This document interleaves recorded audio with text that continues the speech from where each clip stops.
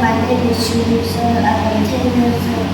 I am from Boby. I would like to tell you a story about our community's different.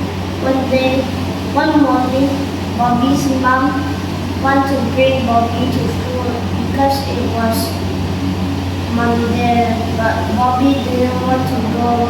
So when they were almost there, Bobby jumped out of the car and ran into the forest. In the forest, Bobby saw someone behind the tree. Bobby asked, "Who are you?"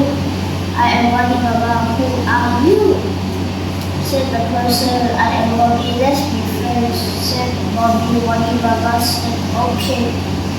Now they were friends. When they were playing, Bobby's mom rushed into the forest and hurt Bobby.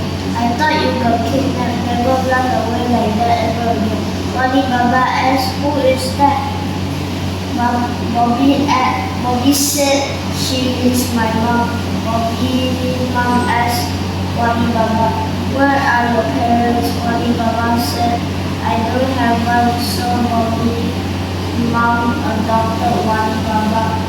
So the moral of the story is to help others. The end. Thank you.